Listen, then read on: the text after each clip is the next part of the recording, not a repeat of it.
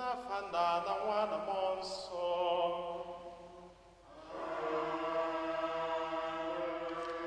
Ka ngọzi nke Onyenwe anyị Jesu Kristi na ịhụnanya nke Chukwu Nna na ịdịkọ n'otu nke Mmụọ Nsọ na-enye n'iru unu niile.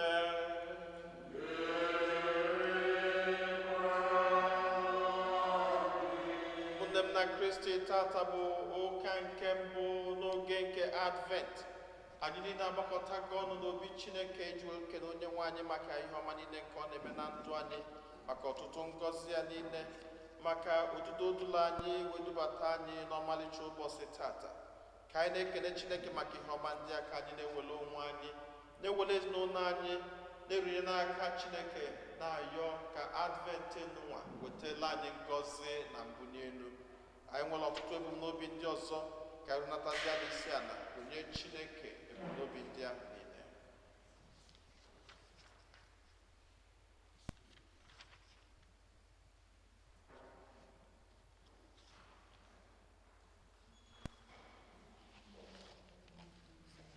Ụmụnna, ka anyị kwado onwe anyị nke ọma maka nnukwu emume nke Yukaristia nwa site n'ikwupụta njọ anyị.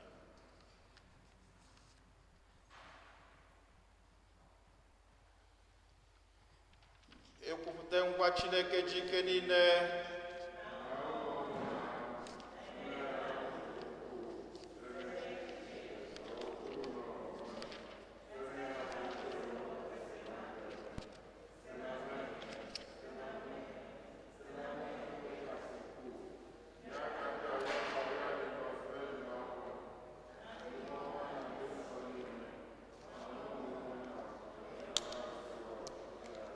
Ka Chineke jike niile meela anyị niile ebere, gbala anyị njọ anyị ga maduru anyị na ndụ ebebe.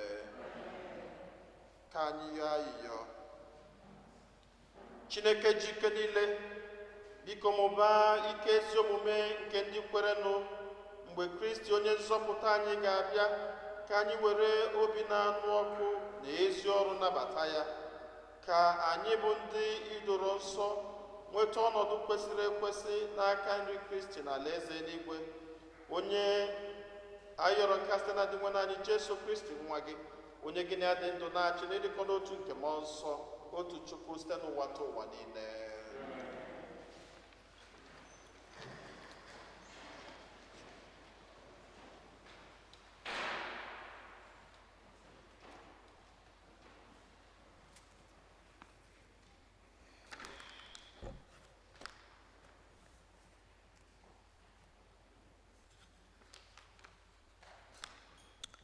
Ihe ọgụgụ e wetara n'akwụkwọ onye amụma Aịzaya. Onyenwe anyị, ị bụ nna anyị, onye nzọpụta anyị bụ aha ochie gị. Onyenwe anyị, gịnị kpatara ijiri hapụ ka anyị na-agaghị eri, na-ahapụkwa ụzọ gị? Gịnị kpatara ijiri hapụ ka anyị kpochie obi, ghara ịtụrụ gị egwu? Kpọghachi anyị azụ n'ihi ụmụodibo gị na agbụrụ ahụ ị họtara ka ha bụrụ ndị nke gị. Ewo, ọ ga-ama mma ma a sị gị tiwaa eluigwe gbadata, ka ugwu ukwu gbazee n'ihu gị, ka ahụ ihe na-emebeghị mbụ, nụ ihe a na-anụbeghị mbụ. Anya ahụbeghị, ntị ahụbeghị,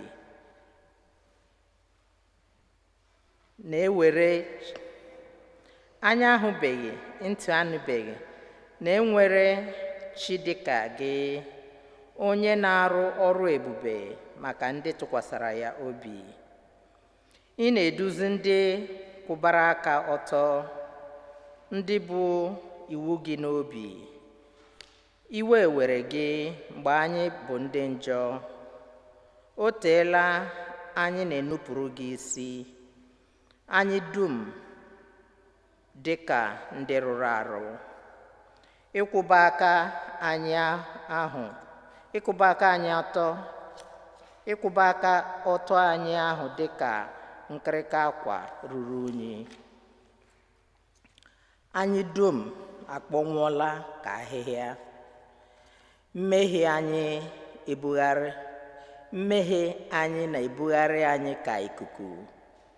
O nweghị onye kpọkuru aha gị, nke a na-enwe onye metụrụ ụṅara imetụ gị aka, maka na izolahara anyị ihu gị, bịakwa tupu anyị ka anyị na-agwọtọgharị na njọ anyị. Onyenwe anyị, n'ezie ị bụ nna anyị. Anyị bụ ụrọ, gị bụ ọkpụ ite. Anyị niile bụ ụrọ n'aka gị. Okwu nkoseblowa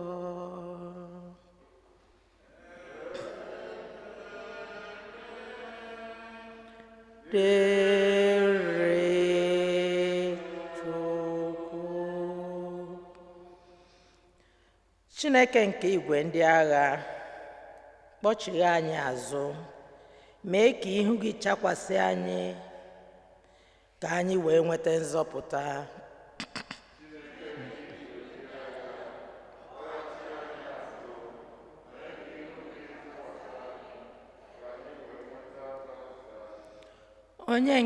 Onye nche nke Izrel, tọọ ntị n'ala nụrụ olu anyị.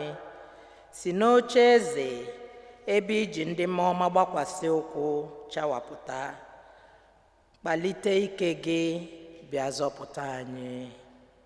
Chineke nke igwe ndị agha, kpọghachi anyị azụ, mee ka ihu gị chakwasị anyị, ka anyị wee nweta nzọpụta. Chineke nke igwe ndị agha, anyị na-arịọ gị, chee anyị ihu ọzọkwa, si n'eluigwe ledata anya n'ala ka anyị hụ. Chineke nke igwe ndị agha, kpọghachi anyị azụ, mee ka ihu gị chakwasị anyị, ka anyị wee nweta nzọpụta.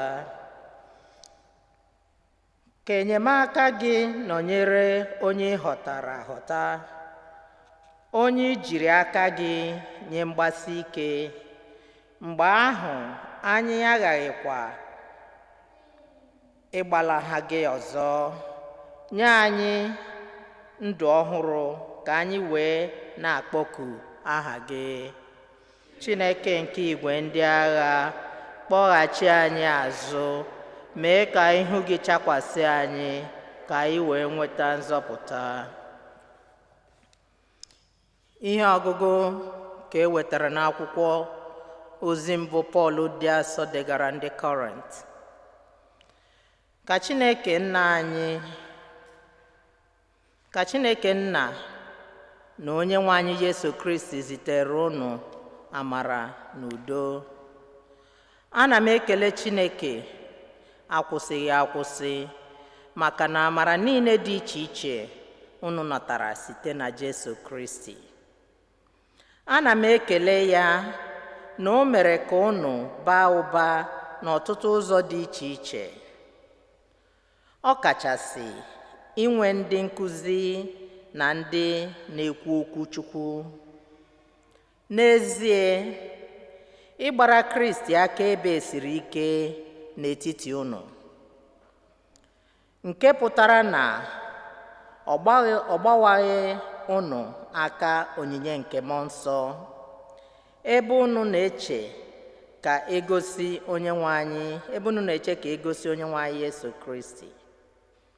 Ọ ga-eme ka unu guzosie ike, ka a ghara ịta unu ụta ruo n'ụbọchị ikpeazụ, nke bụ ụbọchị Onyenwe anyị Yesu Kristi. N'ihi na mgbe Chineke kpọrọ unu oku, o jikọtara unu na nwa ya Yesu Kristi.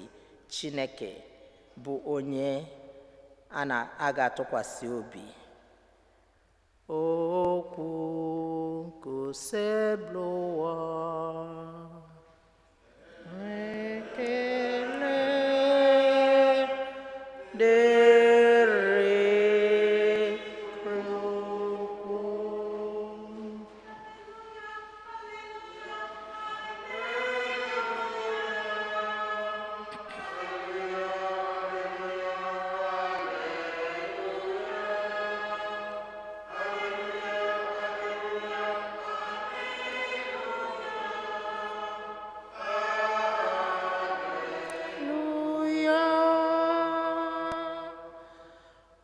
Onye nwe anyị, gosi anyị ebere gị, nyekwa anyị nzọpụta gị.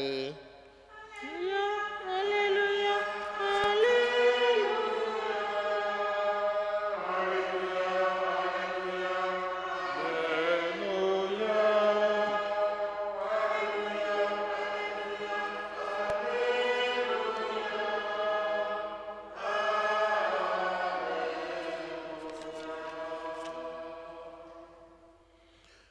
onye nwe anyị na onye lụdọ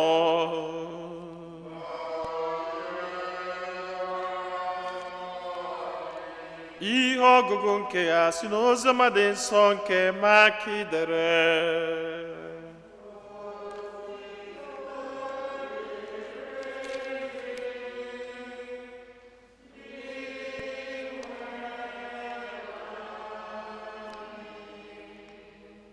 Jesu gwara ụmụazụ ya sị, na-echenụ nche mụrụ n'anya, n'ihi na unu amaghị mgbe oge ahụ ga-abụ.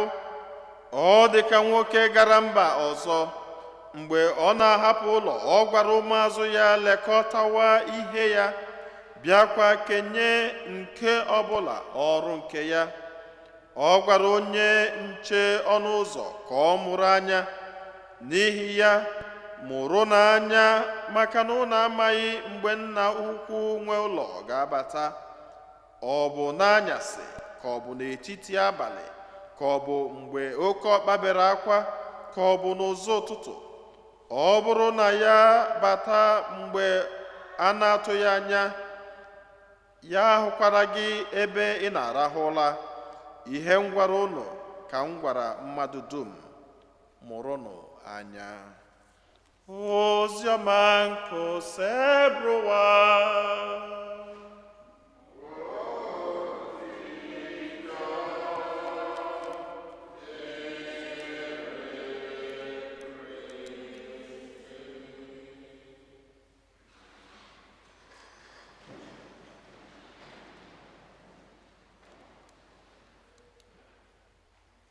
Ụmụnne m na Kristo todrinu Jesu. Abụ m onye ka mbụ n'ụwa, abụ m onye Chineke na-echere m echiche ọma. Onye ka mbụ n'ụwa, abụ m onye Chineke na-echere m echiche ọma. Abụ m onye ka mbụ n'ụwa, abụ m onye Chineke na-echere m echiche ọma.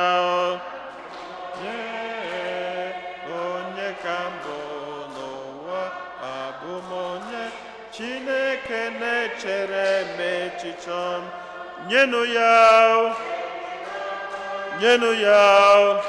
nwanne m, nyenụ ya, nwanna m, nyenụ ya, ndị nne nyenụ ya, ndị nna nyenụ ya, ụmụaka nyenụ ya,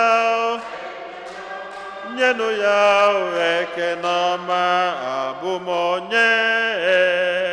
onye ka mbụ n'ụwa, abụ m onye Chineke na-echere m echiche ọma. Amen.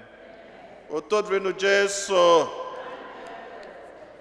Tata bụ ụka nke mbụ n'oge nke Advent. Tata bụkwazi ụbọchị mbụ nke afọ ọfụ nke ụka, the new year of the church.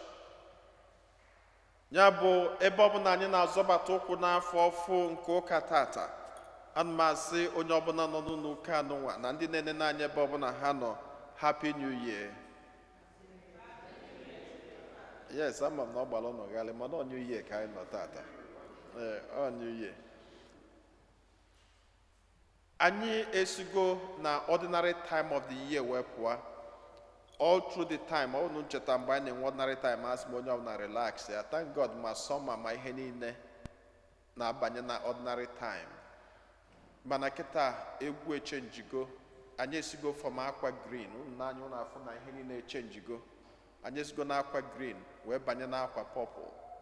Ihe anyị ji wee banye n'akwa purple bụ na anyị na-akwado na-atụ anya ọbịbịa nke onye nzọpụta. Ya bụ, it's a very, very serious journey ka anyị banyere ihe n'ụwa. Expectation, Advent, the word Advent, is from okwu ndị Latin wee nwetie, o wee bụrụ Adventus. Ihe o menụ bụ coming, expectation, coming. A na-atụ anya ọbịbịa. Onye ka anyị na-atụ anya? Anyị na-atụ anya onye nzọpụta. When we are expecting something, uche onye ọbụla na-adị ya. Onye agwala kịta na ya just onye nọdụ na enwere ego ga-abata na akaụntụ ya, gịnị na-eme? Na nwere ala atị ga-abata, ọ nọ anyị ejekwa na fonu ka ọ mara ma ọ batago, ka o were nọgharịa ọfụma. Etu aka aka ga-esiwe na-aga, ọ kwefuru isi aka ifu ka ọ ga-esiwe na-atọ ọnụ fon pịam ka ọ maa ma ọ batago. Onye nwetelu ọmalịcha nwaanyị ọ chọrọ ịnụ on the side of ụmụ nwoke, wee bụ na nwaanyị nụ nwa na otego nnọọ ọyọbalụ nnọọ ka nwaanyị akweta na ọ ga-anụ ya. Mechaa anya bụ nwatakịrị nwaanyị kweta na ọ ga-anụ ya. Den ụbọchị nwatakịrị nwaanyị ahụ gwara ya na ya ga-abịa na bie, kedu etu nwoke ahụ si anọ? Anya niile ga-atọ n'ụzọ na-eche ka ọ malụ ma akụghị aka. Enwere elero stori akọrọ mgbe ahụ asị na enwere nwata nwoke na-eche nwaanyị ọ ga-anụ, na-echi anya niile tọ n'ụzọ, nọ moto soro ya n'ụzọ je mepee kọtin ka ọ maa ma ọ bịana, maka na ọ takị afụfụ nwatakịrị ahụ ikweta even na ọ ga-abịa na bie. So ụbọchị nwatakịrị ahụ kwetara, ọ nata nọọsụ chacha na ifichacha ụnọ niile, ma ngwongwo ma ihe niile dị everywhere. Ịma na ebe okokporobi nwere ka ọ na-adị. O wee jee ụbọchị a fichacha ebe niile, sachasịcha nnọọ, dozicha ebe niile na ọdozia.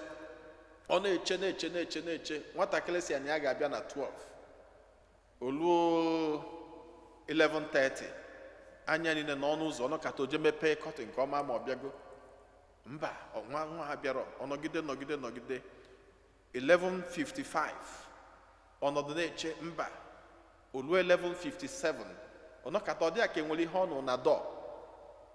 Mana ịma na mmadụ kụwa aka na ị ga-ama, mana because na ị na-eche ihe dị gị nnukwu mkpa, oluo 11:57 onwe ihe mee na dọ, ofepụ ọsọ si abataba, ọ bụ ndị were ọsị aba ama, mana enwebere ihe mee na ọ gbapụzi ọsọ mepee ụzọ, bụrụ nọọ kat na-agafe skrachịrị dọ. Imagine godo ihe onye a nwere ike ime nkịta kat ahụ. He was so upset with the cat. Why?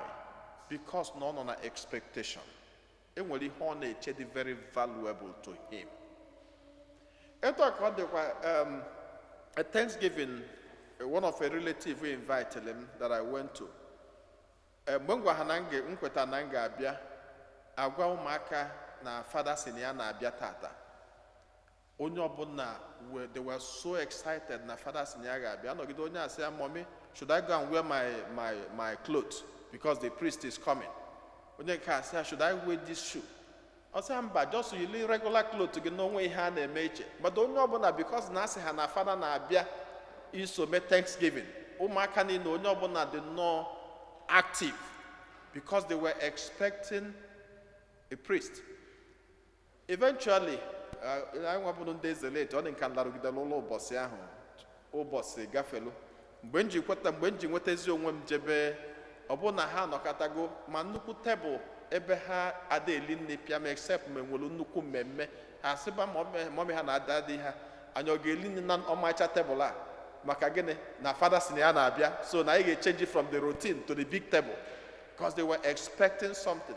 Mgbe anọgidezili, ọ na-akụ 7 afụrọ fada, ọ na-akụ 7:30 afụrọ fada. Asị ngwa bịazịa na olie nri, onye ọbụla jụ na ha ma eli nne tata because na a ga-eli nne na nnukwu tebụl maka na onye na-abịa na fada na-abịa. Etu a ka ha nọgidezili. Mgbe ozugbo na-akwụsị, ụmụaka esi n'elu nye ụfụrụ moto m ozugbo gbapụta fụrụ dọlụ mama ha dọlụ papa ha bịa na fada abịago ka eje mepee ụzọ onye a na-eche emego gịnị abịago. They never slept, they never rested until onye ahụ ha na-eche ha afịa. That is the way people expect. That is the way people look forth for something they value, they cherish. Onye anyị na-eme mmemme anyị na-atụ anya bụ onye nzọpụta anyị.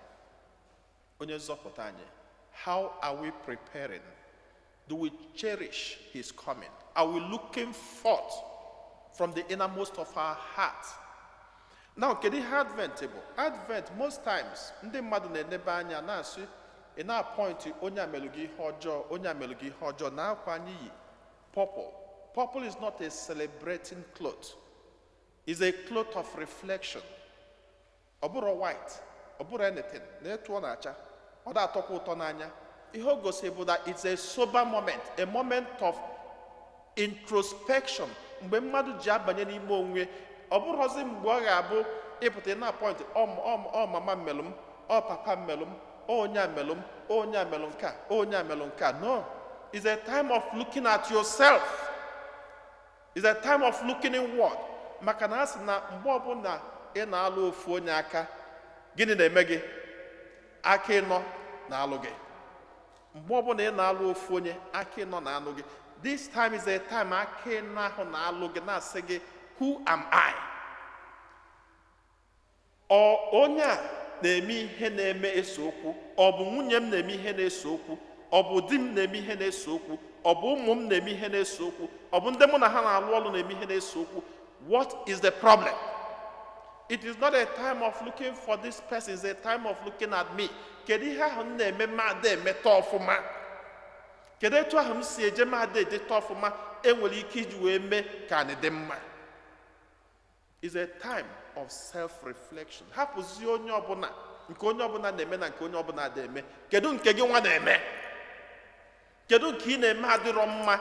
All time of that sober moment, all time of that reflection. Ama na nkwado mgbe ụfọdụ anyị na-akwado nkwado Lent, kedu etu nkwado Advent, kedu etu anyị si akwado igo ihe, a na-ego nke a na-ego nke a na-ego nke a. Enwere friend ndị obodo a nje ebe ha. So we went into their basement. We're for hoarding. Ihe a na-akpọ hoarding. Efu ngwongwo nọ na basement nke akwa ebe niile.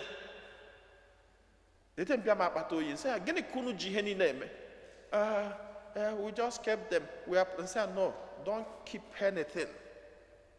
Ihe ọbụla mmadụ nwelu, ihe ọbụla ị nwelu n'ụwa, ọsọ abụrụ watch a na-eyi n'aka. Sabụla agbụkwọ ọbụla iyi ibero in the last 1 year, 2 years, agbụkwọ ha bụrụ nke gị. And you need it. Kama na ihe idobele bụ na idobele because na ego gị mere gịnị dị na agbụkwọ. Mana ofu ihe anyị na-echefu bụ na ihe ọbụla nọ n'ụwa will surely go one day. One day.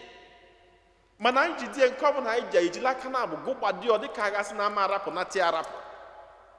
Mgbe sị ha na ngwongwo niile jụ na akwa niile jụ na basement, ime ihe unu ga-eme na m ga-enye unu from now till January. I will come back. Kpokọrọ na akwa ndị a niile, enwe ndị a ga-asụ asụ, sụọnụ ha niile asụọ, bulie bujelu ndị a Salvation Army. Bupụ na ihe a ka new life wee bata.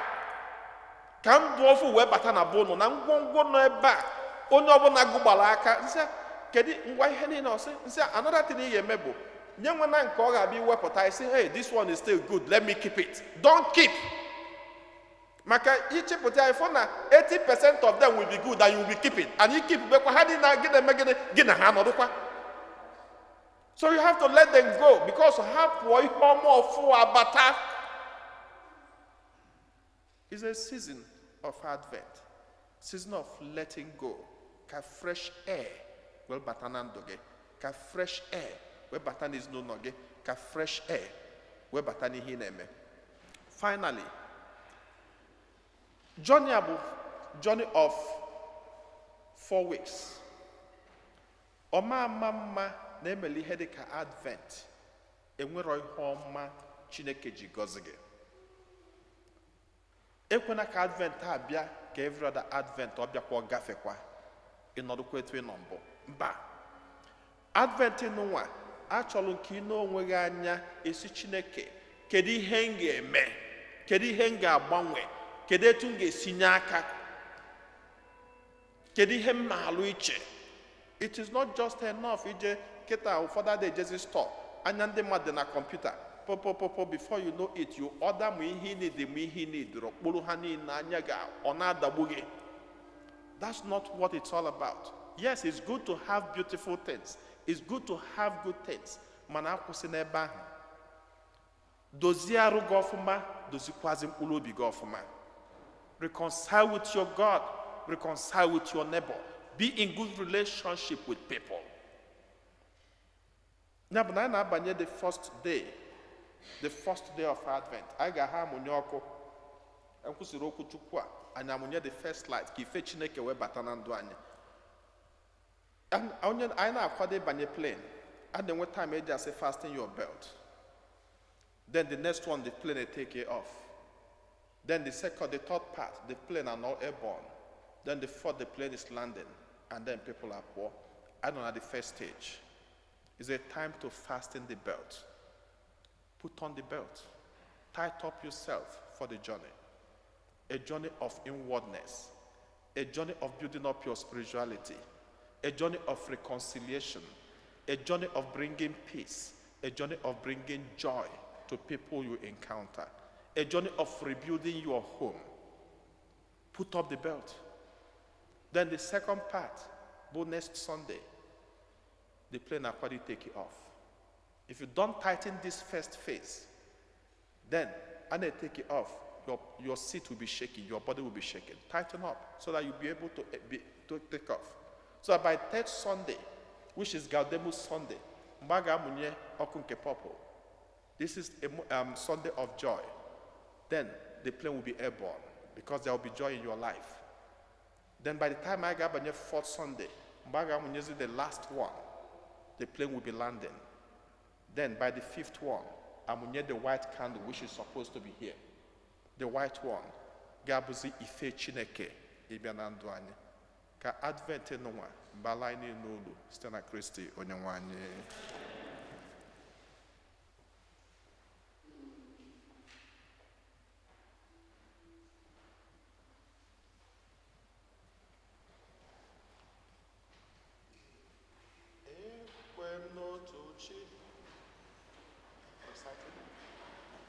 Ekwem n'otu Chineke.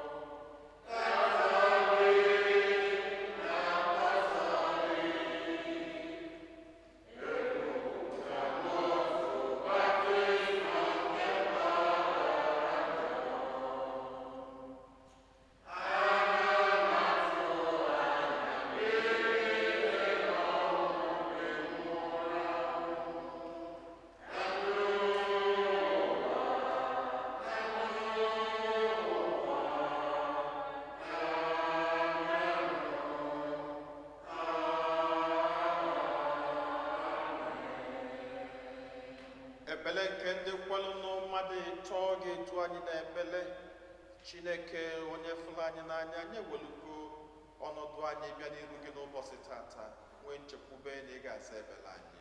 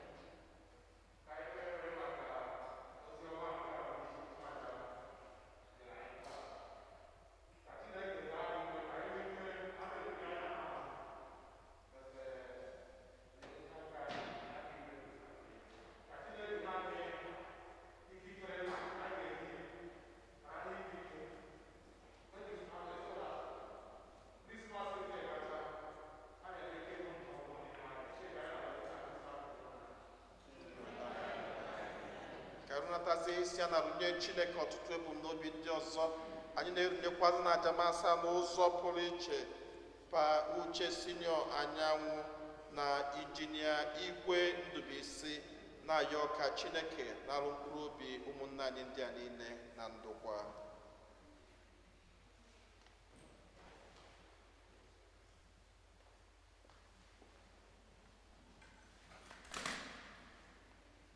Ka anyị setịpụzie aka welu gọzie kandụl nke Advent n'ụwa. Onye nwe anyị Chineke fụrụ anyị n'anya, ọ bụ gị bụ ife nke ndụ anyị, ọ bụ gị na-amụnyekwazị ọkụ nke nzọpụta na ndụ anyị. Anyị wee na-asị ka isi n'eluigwe bụ ebe nọ dị nsọ wee bịa gọzie kandụl nke Advent n'ụwa, ka mgbe ọbụla anyị na-amụnye ka ngọzi gị na-erukwasị anyị niile ka ike gị na-agbadapụta anyị niile, ka ebube gị na-anọnyere anyị, ka njem nke Advent n'ụwa kotela anyị mbunye elu, kotela anyị ngọzi n'aka Nna na Nwa na Mmụọ Nsọ.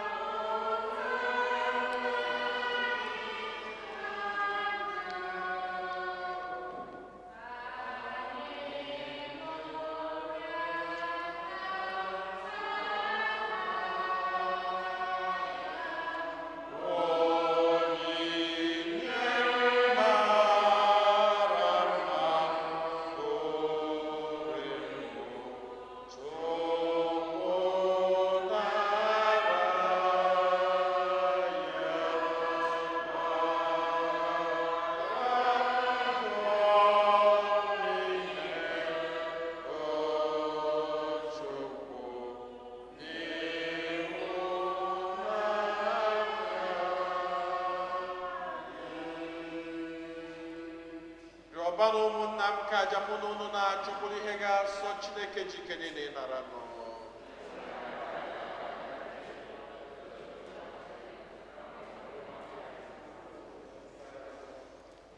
Onye nwe anyị, biko nara onyinye ndị a anyị sitere n'ihe ọma niile i nyere anyị were na-ebutere gị, otu isi eme ka ofufe anyị na-efe gị n'elu ụwa na-adị ire, mekwa ka anyị nweta ụgwọ nke nzọpụta ebighị ebi. Anyị yọrọ nke a site na Kristi onye nwe anyị. Onye nwe anyị na onye n'ụlọ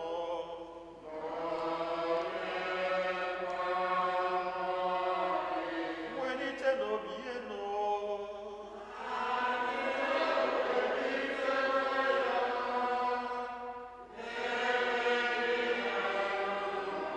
Ka anyị nye n'ụdị nwenụ Chukwu anyị ekele.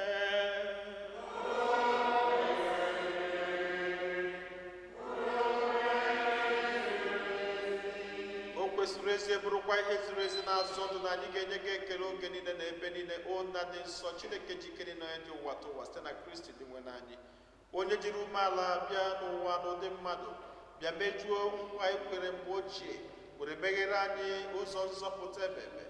N'oge dị ugbu a, anyị nọ na-eche nche na-atụ anya mgbe ya bụ Kristi ga-abịa ọzọ n'ebube ya, bịa wetara anyị mgbapụta anụ ikwere anyị na nkwa. N'ihi nke a, anyị na-eso ogwe ndị mama niile nke n'igwe na-etobego oge niile n'ukwe na-asị: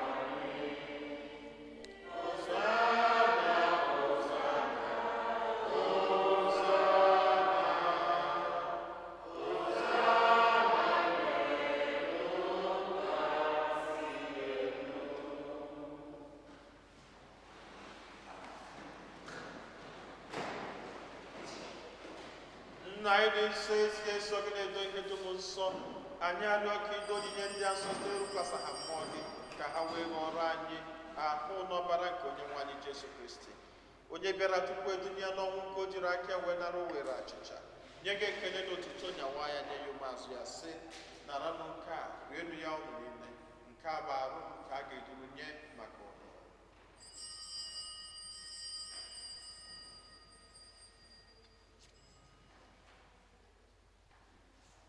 Otu akwa ka o si mee mgbe ha richara nri anyasị, o buru iko mmanya nyekwa gị ekele n'otuto, bunye ya ụmụazụ ya, sị: naranụ nke a, ṅụọnụ ya ụnụ niile, nke a bụ iko nke ọbara m, nke ọgbụgba ndụ ọhụrụ dị ebe a ga-agba n'ihu na n'ihi mmadụ niile, e were gbaghara njọ, na-emenụ nke a na ncheta nke m.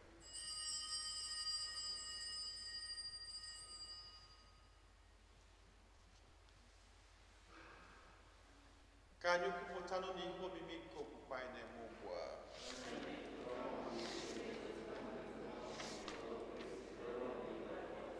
Nna, na ncheta nke ọnwụ na mbilite n'ọnwụ nke nwa gị, anyị ebunye gị achịcha nke ndụ na iko nke nzọpụta. Anyị na-ekele gị n'ihi na ikwere ka anyị dị mma ikwuru n'ihu gị na-efe gị. Anyị ji ume a na-arịọ ka anyị bụ ndị na-anata arụ n'ọbara nke Kristi, bụrụ otu site na njikọ nke mmụọ nsọ. Nna, cheta nzukọ gị gazuru ụwa niile, merụ nke ịhụnanya gị jupụta ya. Gọzie Pope anyị bụ Francis na Bishọp anyị bụ Nicholas na ndị ofe ọlta gị niile. Chetakwa ụmụnna anyị ndị ji okwuwe gaa n'ezumike nke ọnwụ, kpọbata ha na ndị ọzọ niile nwụrụ anwụ n'ihe nke mgbe gị. Biko meela anyị niile ebere, ka anyị soro Virgin Maria dị ngọzi, nne nke Chukwu, na ndị apọstọl na ndị nsọ gị niile, ndị mere uche gị na wee keta ndụ ebebe. Ka anyị sorokwanụ ha na-eto gị, na-edo gị ebube site na Jesu Kristi nwa gị. Ihe niile kere eke na-eso ya bụ Kristi, na-esikwa n'ime na n'aka ya na-edekọ n'otu nke mmụọ nsọ, na-enye gị bụ Chukwu nna jike niile nsọpụrụ na otito niile site n'ụwa tụ ụwa niile. Nna anyị nọ n'eluigwe,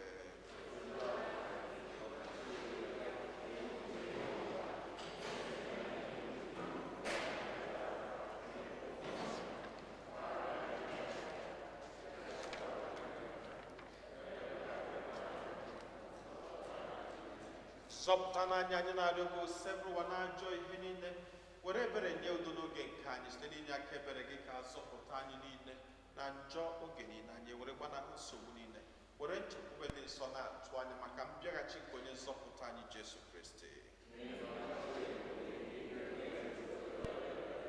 Onye nwe anyị Jesu Kristi, onye gwara ndị apọstọl gị, udo ka m na-arapụrụ n'udo nke m ka m na-enye unu, elekwana anya na njọ anyị kama lekwasị anya n'okwukwe nke nzukọ gị. Nye ya udo n'ịdịkọ n'otu mgbe niile ka uche gị siri chọọ, gị bụ onye dị ndụ na-achị ebe udo ka ose bụ ụwa dịrị ụlọ mgbe niile.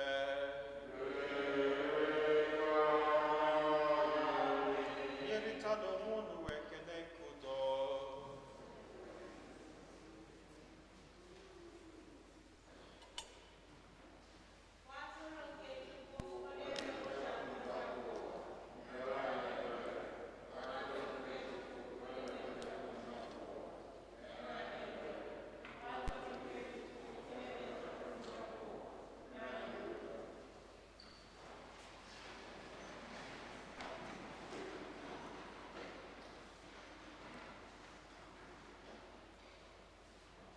Ụmụnne m na Kristi, n'elu n'ụwa atụrụ nke Chukwu, n'elu onye ahụ na-ekpochapụ njọ nke ụwa, anyị niile nwekwa onye isi ọma bụ ndabụ n'ori nke nwa atụrụ Chineke.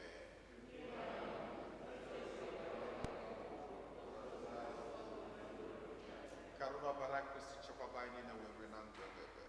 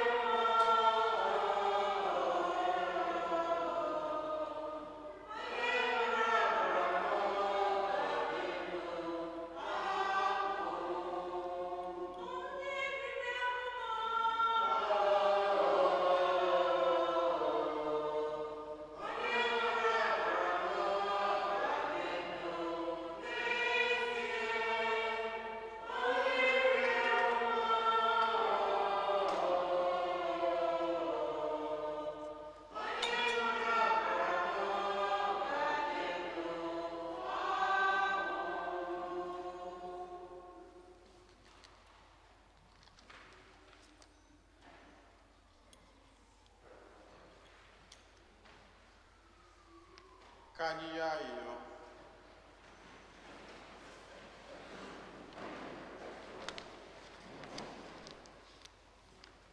Biko Onyenwe anyị na-arịọ gị mee ka ihe omimi nke a anyị na-anata ugboro ugboro nyere anyị aka n'ụwa mekwa ka anyị bụ ndị bi n'ụwa na-agafe agafe nwee ịhụnanya ugbu a maka ihe nke eluigwe iji keta oke n'ụwa ọzọ. Anyị yọrọ nke a site na Kristi Onyenwe anyị.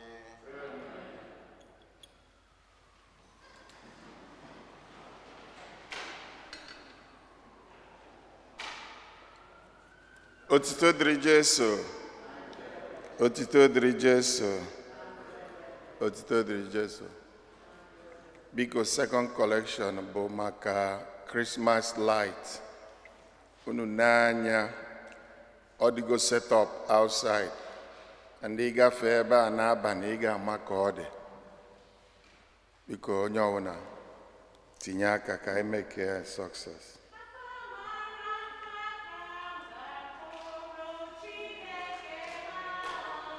Aka mara mma.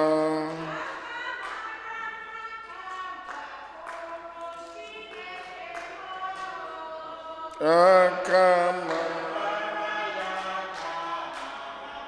Aka mara. Aka mara. Aka mara. Kamarama. Otu dịrị Jesu. Onye ọwụna mana COVID is still a threat. Biko onye ọwụna maintain the protocol, social distance, mask. Remember the 2020 annual Catholic Appeal campaign is still ongoing. If you have pledged or haven't, please take an envelope and return it next week so that we'll be able to reach our goal. Biko, Onyaka Parish now, because we haven't reached our goal. All students for religious education program may pick up their offering envelope right after Mass. And then religious education class is already in progress. Sundays 12:30 to 1 p.m. and you know is Google Classroom. It's not, as they say here, as you can see, our giving trees are up. We invite you to take a paper ornament and buy the gift described on it. Over there, we will be giving the present to the 3 nursing homes near our parish. Please bring the purchased item unwrapped and with the proper tag and paper ornament. Place them beside the altar, praying to Christ as you present him with your gift. Please make sure to bring the gifts by Sunday, 13th of December, so that we can deliver them before Christmas. If you would like to dedicate a Christmas tree to your loved one or deceased, please fill out the form that is in the bulletin. The form is here, donation of $30.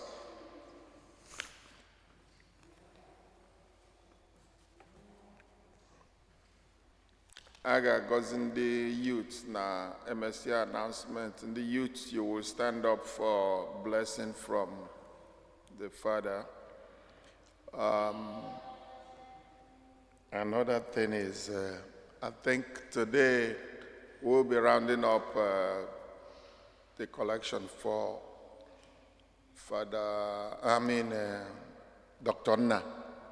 I choke enye tata because not the go too much. Only kuberogo ke kwa makasolo chori inye today. We want to give the money today. And when any birthdays, my baby girl is happy birthday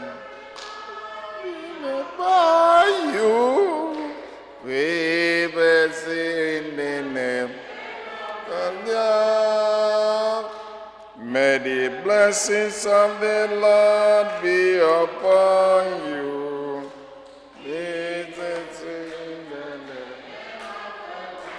Happy birthday, birthday to you, KB. Happy birthday to you. Happy birthday, dear Kevin. Happy birthday to you. Anniversary. When did the anniversary? Ngwa na anniversary. Straight to you. Happy anniversary to you. Happy anniversary to Gwangwa. Happy anniversary to you. Guy was in the 40 years, or 30 something, I remember here. 40. Otito diri Jesu. Otito diri Jesu.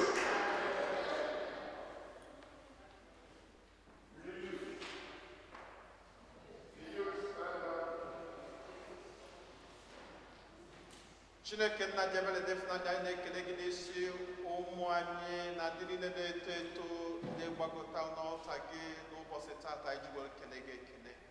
Anyị na-ayọ ka ịnọnyelụ ụmụ anyị ndị a niile na-agọzi ha na-edu ha ọpụpụ ha niile na mbata ha ọkacha na nyanya anụnwa nke gbara onye ọbụla okirikiri biko ekwekwu n'aka anya bụ nyanya zute ha kama mee ka ha gbasie ike.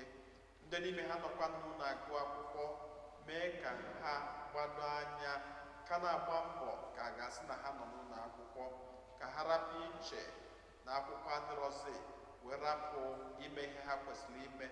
Nọnyela anyị niile, gọziela anyị ụmụ anyị niile n'afa Nna na Nwa na Mmụọ Nsọ. The Ngwangwas, congratulations, Honorable Fellow. Thank you. Thank you. Then ọzọ dị ka nwanne ya ọbụrụ chetalụ a few weeks ago, Father Onyekwelu bịara ebe a, Father St. Clement Pope.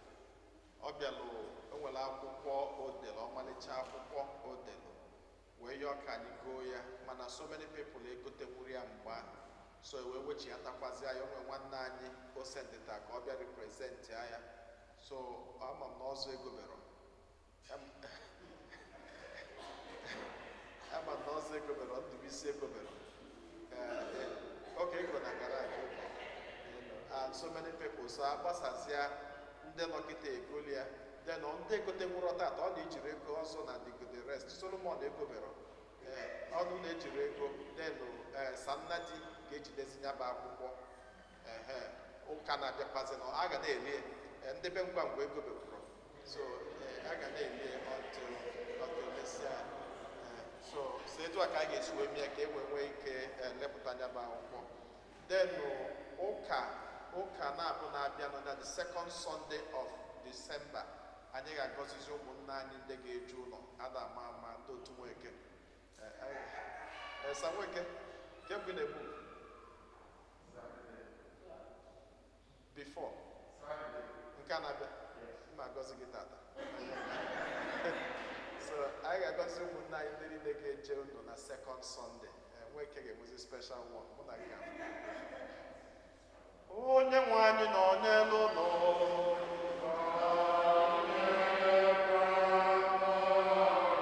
ka Chukwu ji ike niile gọzie unu, Nna na Nwa na Mmụọ Nsọ. Amen. Abadụ Bisa gwụsịgo